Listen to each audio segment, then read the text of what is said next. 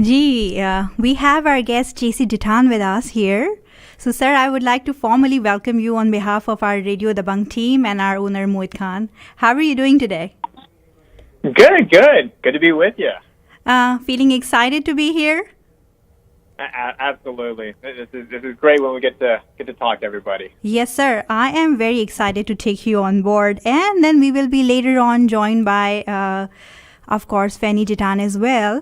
But in the beginning, we will like to tell our listeners one more thing, that he will be here with us until 2 p.m. in this segment. And if you are listening to us and if you want to see us as well, you can go to our Radio Dabang page in Facebook and you can see us broadcasting this interview live. So, sir, beginning with my very first important question, that we know that you are the House Representative of District 26. And you cover several areas like Sugarland, Richmond, and surrounding areas. But I will ask you the very basic question. What is House of Representatives? Yes. No, it's a really good question. It gets confused a lot. Most people know about the president, the vice president, and the U.S. Senate and Congress. And those are important positions. But here at the state level, we have the governor, the lieutenant governor, the state Senate, and the state House. And so I'm in the state House.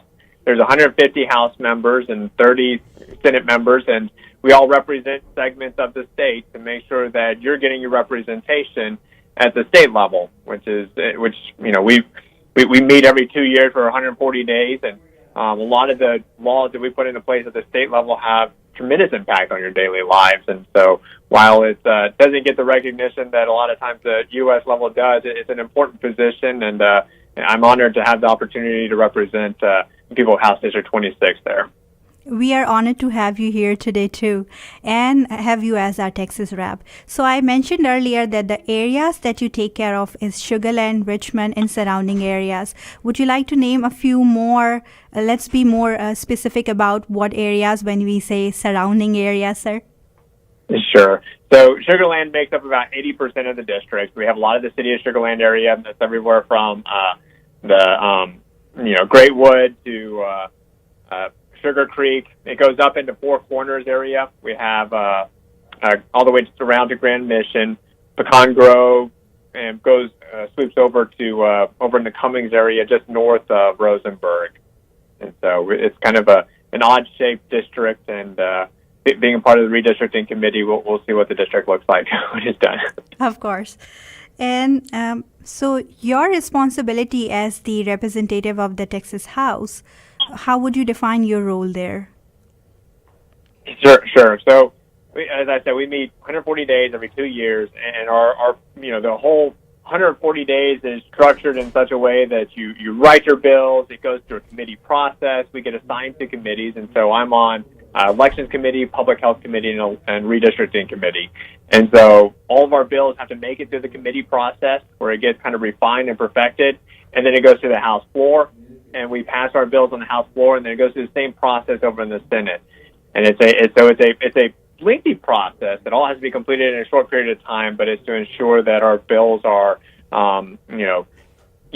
perfected, that we're limiting the unintended consequences that sometimes come with these bills, to make sure that we are doing the right thing for Texans, and that's our goal, is to make sure we're representing our district well, and that we're moving things in the right direction for a better future for us. Yes, of course. And then you have also co-authored some of the recent bills. And I want to know what these bills are, because I'm just going to take the number and the name of the bill.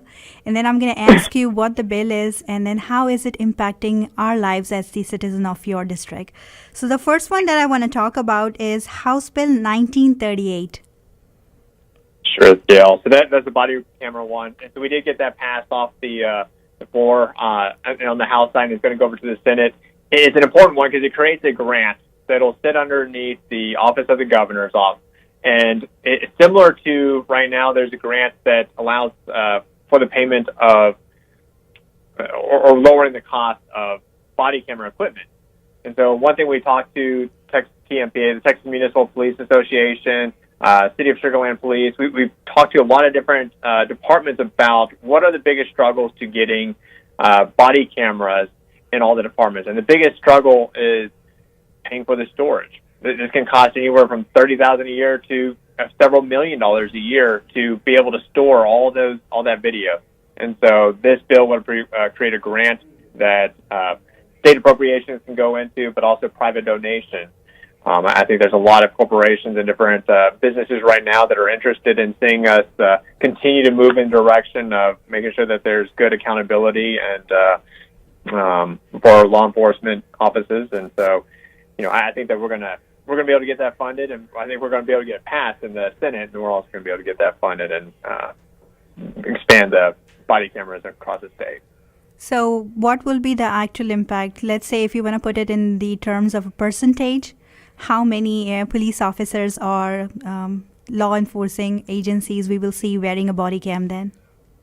Yeah, so a lot of the small ones are struggling with being able to afford it. So if you live in a small city, maybe like City of Meadows Place or some of these other smaller cities, those are the biggest obstacles is the data storage, the video storage, and so you're going to see more officers on the street with body cameras on there, so that when something happens, it's good protection for both the victim, but it's also good for the private citizen, but it's also good protection for law enforcement, because we've seen more often than not that once the video footage comes out, that a lot of our law enforcement are freed of the allegations made against them, and the whole picture comes out, and we're able to see what actually happened, and I think it's important. It's good for the private citizens to be able to have that accountability and that that ability to see what exactly happened in those situations. Right. I'm sure it's going to help a lot of cases. So moving on in the list, I would like to discuss the next bill, which is 1231. So what's that? Yes. Yeah. So that one was put as a bill by Speaker Moody. Mm-hmm. He's a representative out of the El Paso area. As soon as I saw that he had put that together, or was working on that, we quickly jumped on board. And it's an important bill that allows state employees to have this optional holiday. So there's a number of optional holidays currently available. This would add to it. I think this is a great first step to expanding this into your local school districts and city councils, and and just broadening the acceptance of Eid being a holiday that many in our community, many Texans celebrate and deserve to be able to have that as a holiday to spend with family and friends and have those celebrations. So this means that I'm a Muslim too, and one day I will be able to celebrate my Eid, both of them, Eid al-Azha and Eid al-Fitr, as a holiday. I don't have to miss my celebration and be at work because it's not an acceptable holiday, right? That's right. That's the goal, and we, being able to start it at the state level is great, to being able to get it down to the local levels and being more accepted in the corporate world as well. So this bill specifically, is there? What are the other holidays that's going to be included? Like two of them I just mentioned. Is there any other holidays in this bill as well? So in this bill, no. That's the ones we're focusing on. Right now, Good Friday is already on there. Yom Kippur, many other holidays are already acceptable as optional holidays at the state level, and we just want to make sure we're adding this one and recognizing the Muslim community in Texas. Thank you so very much for recognizing, because Muslim community makes a good amount of the population that's in Texas, right? That's right. And somebody looking forward to, recognizing the holidays that we celebrate, so we can be with our family. And we of course like to work, but there are days in your life when you want to be with family, right? That's right. Yeah. No, we got to recognize those important days, and so I'm excited about this bill. It's passed through we'll get it on the House floor soon. Uh-huh. We passed it out of the State Affairs Committee, and once it passes through there, we'll keep on pushing hard to make sure it makes it through the Senate as well. Thank you for your help in bringing this forward. And then we have some of the bills that you have shown support to. These bills include, the first one that I picked up is the House Bill 59 and 958. So what these bills are, sir? Oh my goodness. So here's the funny thing. I have signed on to 76 bills. Oh, So, really? but yeah. And so we've been very active this session. Uh-huh. Those have to do with property taxes. Yes, So one of the important things with property taxes, and one of the things that I think is going to help taxpayers the most, is getting the school portion of the M&O taxes off of the backs of property owners. Mm-hmm. And this is important to ensuring that about 50% or so of your property taxes goes towards this part of the property taxes, and it's really a function of the state. This is the M&O is the maintenance and operation. We have in our Texas Constitution that the state's responsible for providing a free public education, and that's the state's responsibility. And so we will have to find other ways to fund, to make up that difference. Our budget's tight as it is. Most of it goes towards public education and health. But it's important that we take that off of property homeowners, because it's just becoming far and far too expensive to own and keep your home. After you pay off your home, to run the risk of still losing your home because of property taxes that continue to grow is just unacceptable and a scary proposition. And so we're going to keep on working on that. And I'm hopeful that we're going to make some progress on that this session. It's a big project, and so if we don't accomplish it this session, it's going to continue to be a project that we work on through this next session or this interim to make sure that next session we have some good bills to put on the floor to resolve and fix this part. Of course. The next bill in the order is the House Bill 3520. So. Yes. Yeah, so this one's a big one. This one's important to me. Human trafficking, sex trafficking. When you look at Texas being number 2 in the country for human trafficking, and you look at the greater Houston area being number 1 area in the whole country for human and sex trafficking, it's unacceptable, and it's something that we have to take seriously and combat. There are several different fronts on where this comes from. A lot of times, sex traffickers use sexually oriented businesses, more specifically strip clubs, to find clientele for those that have been picked up for sex trafficking. And so this bill would specifically raise the age from 18 to 21 to be able to work in a strip club or sexually oriented business. But also there was no age limits when it came to guests that were allowed into sexually oriented businesses, strip clubs. And that's just unbelievable to me that we had this situation. And so we're going to this bill has now made it out of committee. We're working hard to get it onto the House floor to make sure we get a vote on it. And the Senate has passed something similar on their side. And so our hope is that we will have this done soon and on the governor's desk. And this is a good step in the right direction of restricting an area that for sex trafficking that's been so widely used. So you're saying that the bill will regulate the age of the people who can work at a sexually oriented business, as well as the customers as well, or?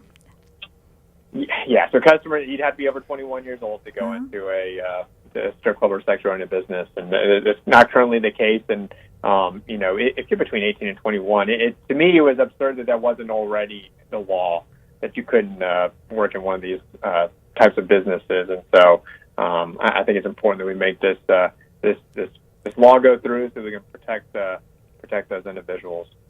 Of course. And it's the season of voting, which has been over officially because yesterday was the last day to vote. But there was a bill actually that was talk of the town, and it was talk of the town for a reason that's different to, because most people that I understand misunderstood the bill and did not get the full information and started criticizing it. So I especially picked this bill. I know the election thing has passed, but I still picked it because I really, really wanted to clarify. Because initially when I saw some social media post about this bill, about this voting right thing, I also misunderstood at first.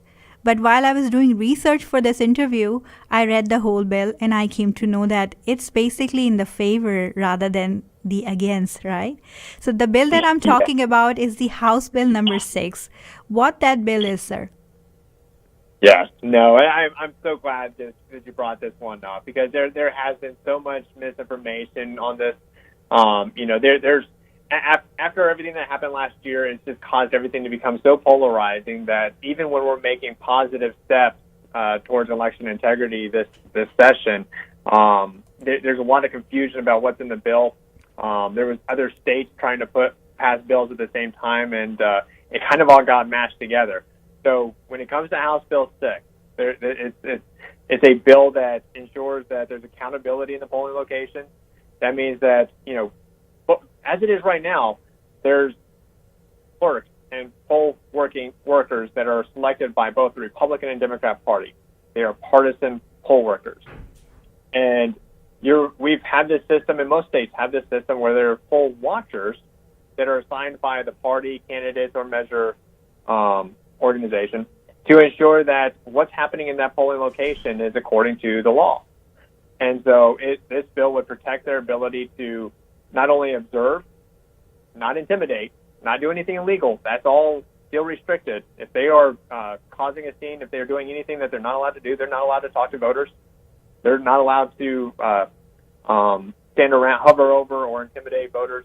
Those are still restricted, but this does allow them to observe and to not be removed just because there's a disagreement between the election judge and the poll watcher, who have to come in agreement and have discussions about when election laws are not being followed.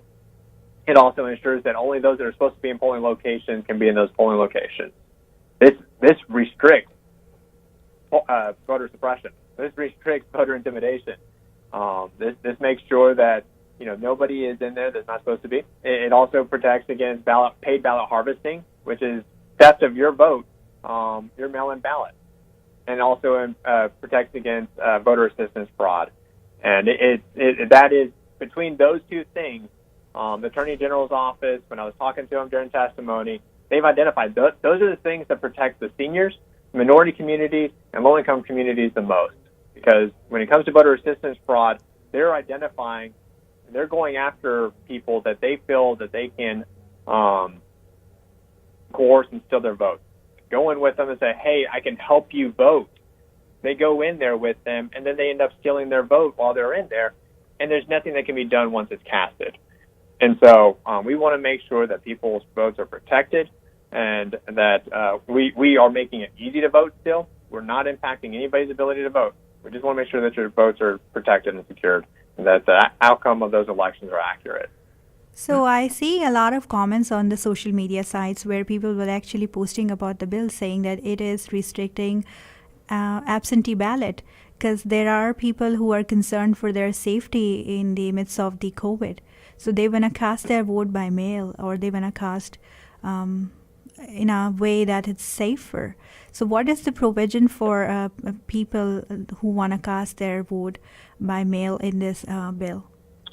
Sure. So it doesn't change that. So you have to be over 65, you have to have a disability, or you have to be out of the county on election day. And as long as you meet one of those categories, your ability to vote by mail doesn't change. This bill does not change that.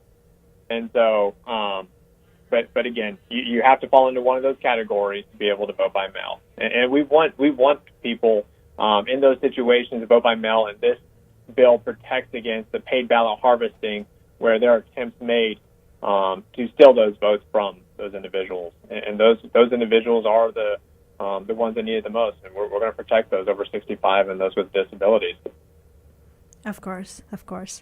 So this ends my list of the bills. Since you said it's 76 of them that you signed up for, we're not going to go through each one of them. I just picked some of them that may interest our listeners who are actually listening to us. So that's why I picked those. But is there anything important that you want to discuss about any of the bills that I did not pick and could be important for people to hear about? Yeah, absolutely. So there's a couple initiatives that we've taken up on the House.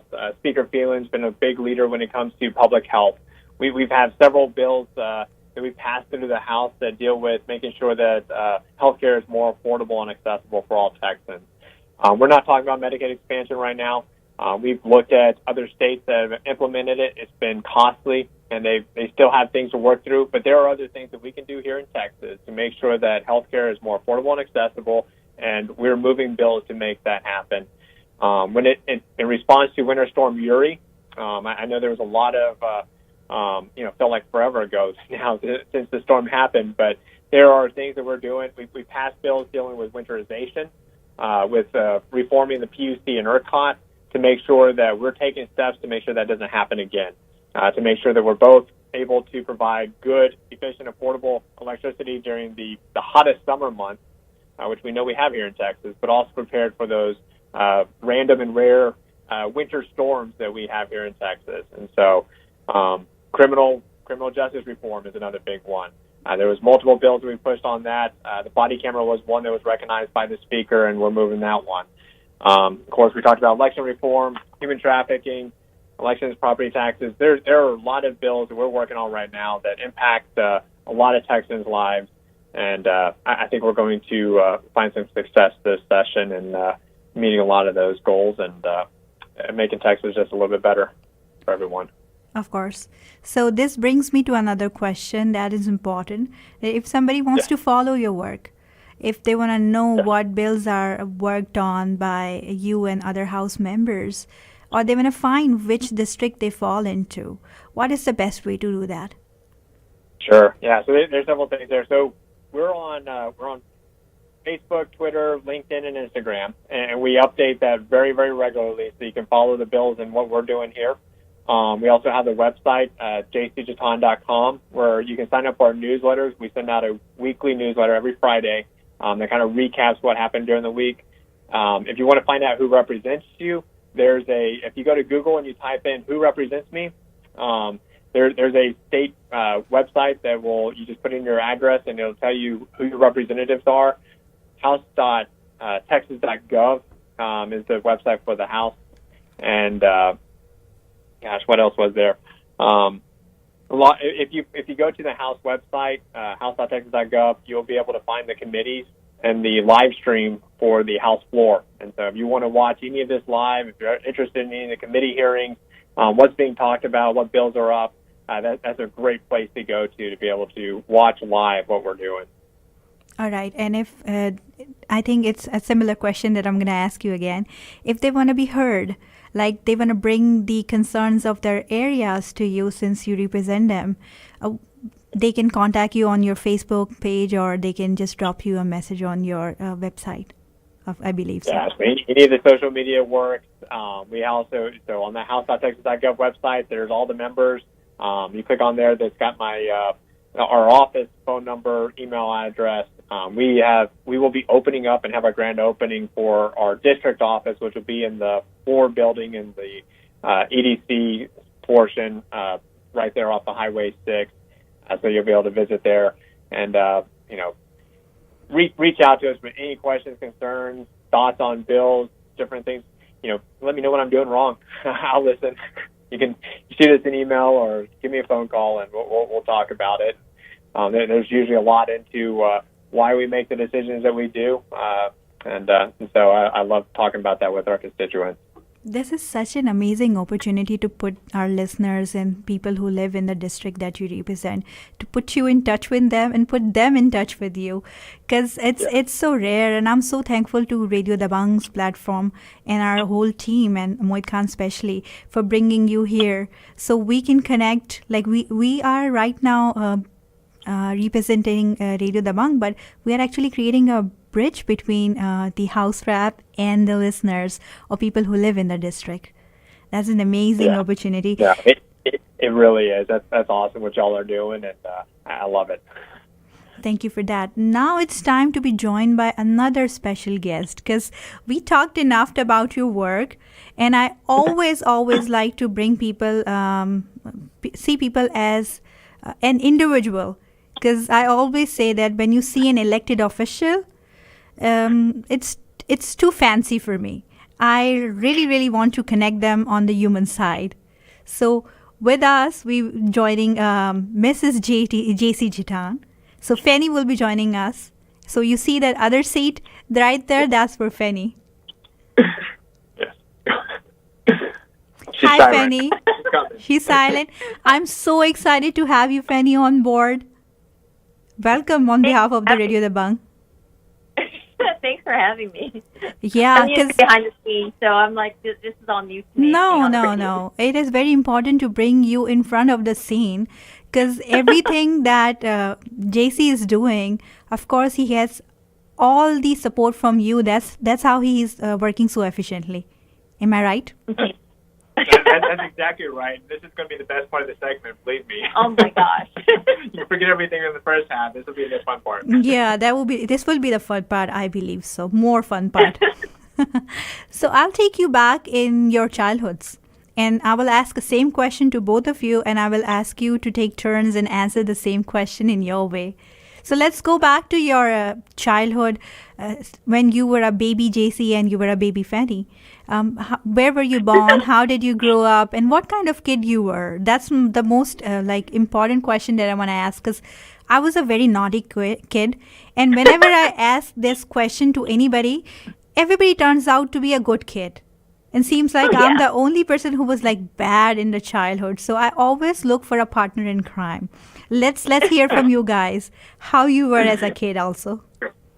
Okay, well, I was actually born and raised in Hawaii. Mm-hmm. So my family is still actually in Hawaii, majority of them. And then my parents are here in the Houston area. Mm-hmm. But I was born and raised in Hawaii, grew up there.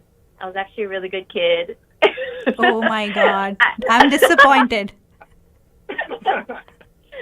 I went to school. I did homework first before I watched TV. So I kind of did all the goody-goody two-shoes kind of thing. So I can't really say I was a bad kid, so I'm sorry. Maybe you were worse. I don't know. Let's find out from him. Yes. Yeah, no, my parents might watch this, and so I can't let them know if I was a bad kid or not. they think I was a great kid. So, so I was born in Grand Prairie, grew up in the DFW area, and for the most part, I did good. There was my parents both owned a jewelry store, and so they were entrepreneurs, just as most first and second generation immigrants were.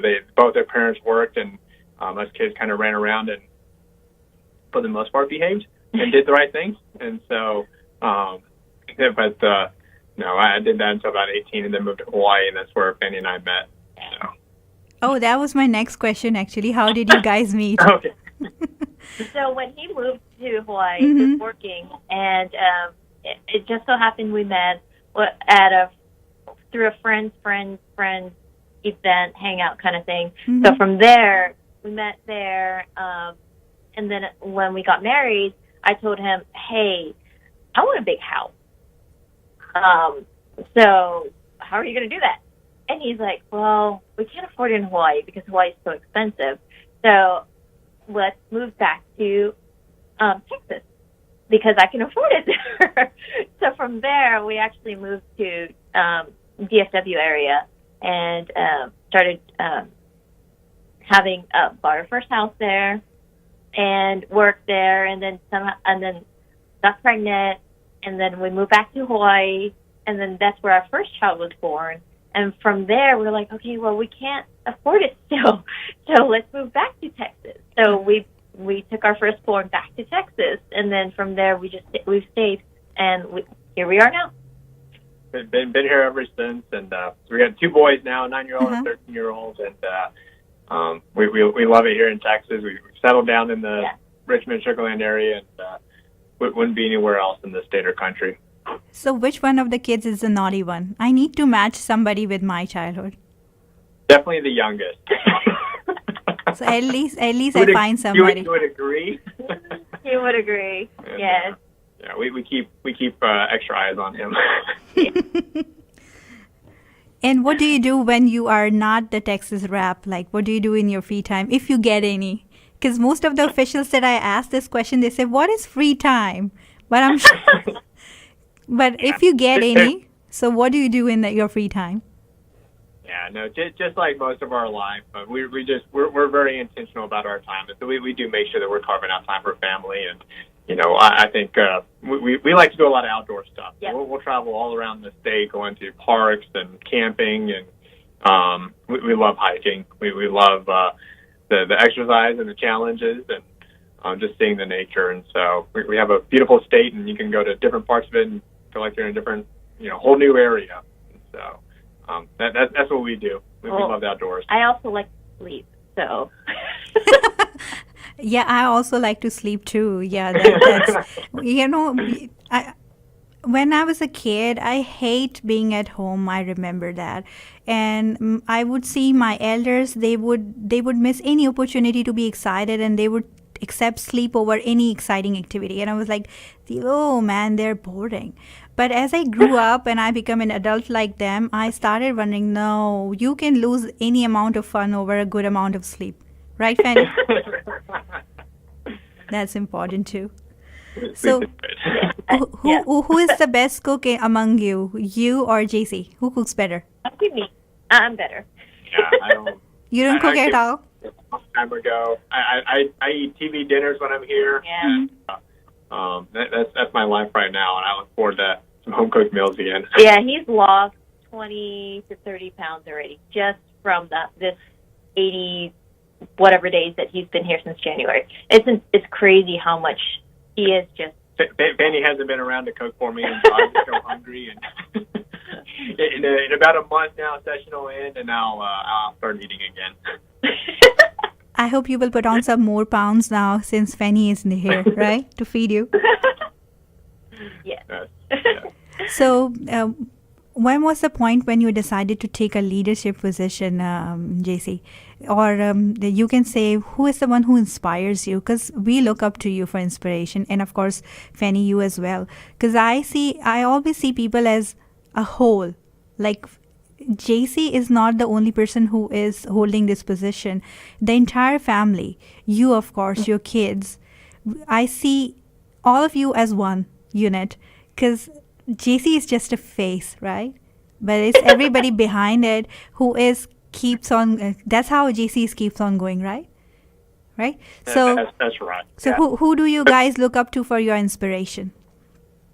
Yeah, so I spent 10 years in retail management before getting into politics, and a lot of that time was spent going into underperforming stores and making them profitable again. And so I learned a lot about organizational leadership there. And so a lot of the people I look up to end up being from the business world, the Jim Collins, the Dave Ramseys of the world. And I've taken that from that to working on political campaigns and the activist side, and then eventually towards the county chair position for Fort Bend County Republican Party, and then into this position. It is very much more than just me in this. We are very intentional on, we organize our family in such a way that we're pushing forward our objectives and meeting goals. But, we have a great team in this office too, and they do so much work to make so much of this happen. And, because of the organization that we've built here so far, I feel like we've been able to jump into this, not meeting the expectations of a freshman office, but to meet the expectations of a veteran office that's been here. And so, as you know, I love reading about Abraham Lincoln and Theodore Roosevelt, and a lot of those leaders from the past that had a way of leading and communicating with people and connecting with people, and just making sure that we're best representing the people that we're elected to represent. So that's my explanation. Mine's more simple. It is more. My inspiration is my parents, because I've seen them work so hard to earn every penny that they've done, because coming from China and towards poverty, where they had rice and soy sauce for meals for years, because my parents didn't even graduate high school. And seeing them be able to come to America and be able to work for their money and have the freedom to do what they can, and to the point where right now they're retired, they have a good life, and they're enjoying it, but they worked hard, and working hard, trying your best pays off. And to us, it's more of, we need to work hard, and we don't just talk the talk. We have to walk the walk too, because if we just talk, we're never going to get anywhere in life.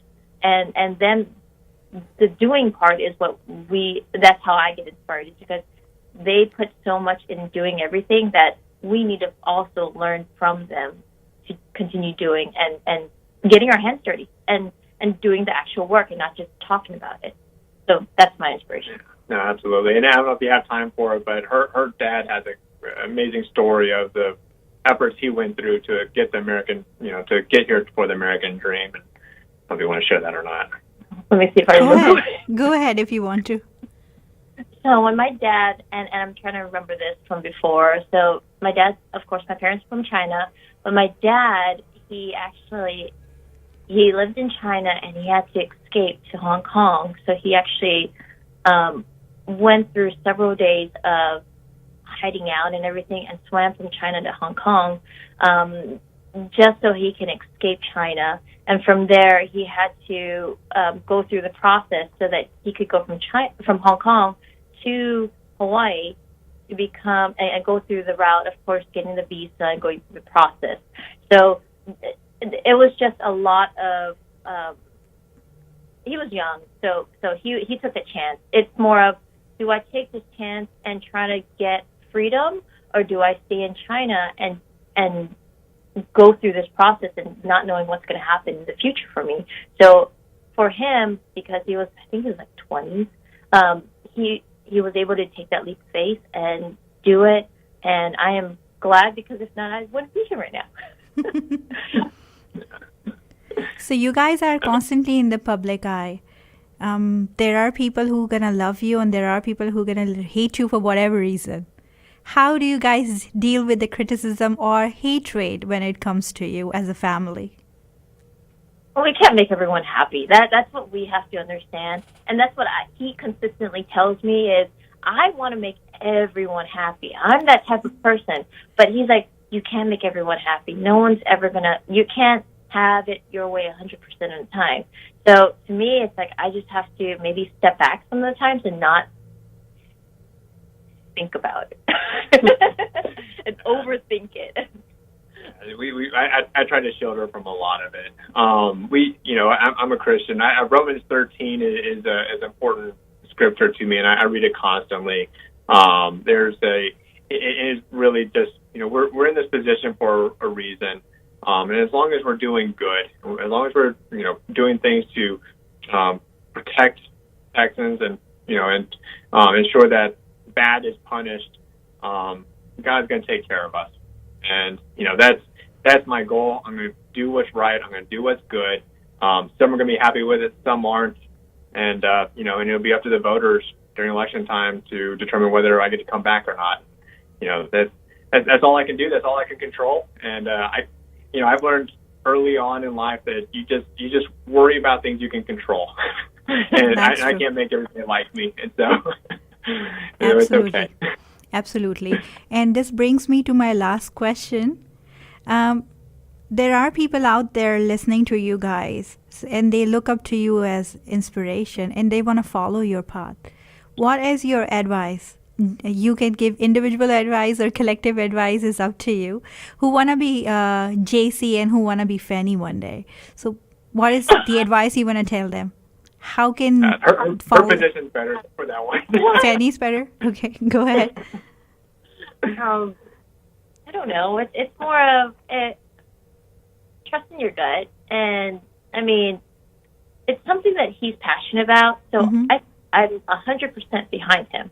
So if you have your significant other and they want to do something, no matter what, I think you should always back them up 100%. I mean, that's how a relationship goes, and communication, being able to communicate with each other, being able to, I mean, there's so many different obstacles that go on every day that you just have to be able to understand each other and do what's best for what you think is for the family and everything. Because for us, it's not just him or it's not just me, it's teamwork. So I think I don't think anyone wants to be like us, but but if they do, then I think a lot has to do with communication, being able to trust each other, and it's a teamwork all the way through. Yeah. Yeah, and I think a lot of times when you start seeing success, it looks easy. It looks like overnight success. I mean, this is with all good things, there's usually a whole lot of work that went behind it, and it took 20 years to see where we're at now. It's just a lot of hard work. Make sure that you care for people, and that you're focused on doing good and the right things, and as long as you stay focused on that and determined, and the hard work is just such a big component of it. If any of this looks easy, it's not. Be prepared to work hard, and when you do that, you're going to see the fruits of your labor, and that's the most fulfilling thing is when you work hard and you start to see things come out of it. And I hope that the things that we do positively impact people's lives. That's our goal. That's our desire. That's going to be our focus. And and again, it's the hard work goes into making sure that you put together a good organization. And again, we have a great team. Obviously, have great support. We communicate well, and we're all focused and work together to achieve everything we're achieving. And so, work hard. We would like to thank you on behalf of everybody who's listening to you, Fanny, as well, and to your team, Jacey, of course, that I actually forgot to mention when I was saying it's, of course, hard work of a team that, everything is in place. Thank you so very much for your service, guys. You are actually creating a significant impact in the life of the residents of the district that you are representing, as well as people living across America. Keep up the good work, and thank you for coming to our show on a Sunday and taking time out to connect with our audience. No Absolutely. Thank you for the opportunity, and anytime. I love connecting with y'all, and whatever we can do to help and spread the word about anything we're doing, please reach out. We love this. Of course. And we're going to invite you one more time when you will be here. I really wanted you to be in my studio, of course, but you were kind enough to accommodate me on a video call as well. But do promise me, Jacey. Sorry, say it again. We'll make it happen in June. Of course. Yeah, that's the commitment that I'm taking on there, that you will be here in my studio once you land here. We're going to do a program again. And, of course, Fanny, you're more than welcome to join him. And you can give me more secrets about it, because I couldn't dig any scandals out of the childhood part or anything. Everything was good. So I'm still failed in my mission as ever.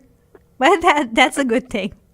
Thank you. Thank you on behalf of the Radio Dabang team as well, and on behalf of our owner, Mohit Khan. We are grateful to you for coming on air and connecting with our audiences. Thank you very much for having us. You're welcome. Take care, guys. Have a great time.